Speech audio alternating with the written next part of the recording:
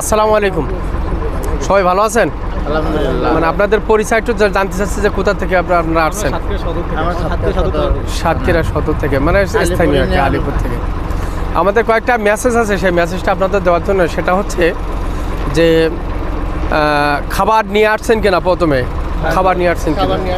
খাবার যা কিছু নিয়েছেন এটা হচ্ছে আপনার আর কি বোটে খেতে হবে, এবং বোটে ডাস্টবিন আছে, ডাস্টবিনে ফেলতে হবে। নদীতে কোনো প্রকার কোনো কিছু একটা চকলেটের খোসাও ফেলতে পারবেন না।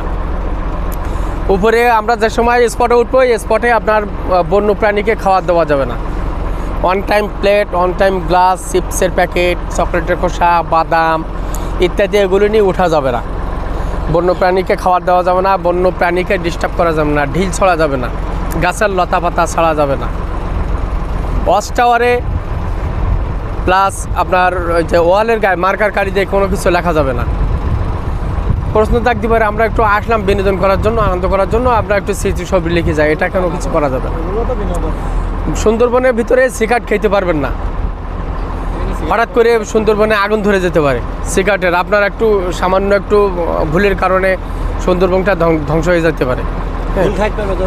আমরা যে সময় ঘুরবো দলবদ্ধভাবে ঘুরবো, কারণ শীতের সময় বাঘের একটু আনাগোনা বেশি।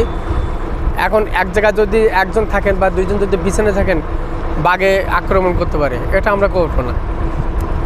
যে সময় বন্যপ্রাণী লোকালে আমরা বন্যপ্রাণী দেখবো, সে সময় হয়ে আল্লাহ চিল্লাফালা করা যাবে, ওরা কিন্তু ভয়তে পালাবে। তাহলে আপনারা দেখবেন কি? বুঝতে পারছেন? আপনাদের যদি কোনো প্রকার প্রশ্ন থাকে, সে প্রশ্নগুলো আমাকে করবেন, আমি আসলে সেই প্রশ্নের জবাব দেওয়ার চেষ্টা করবো ইনশাল্লাহ।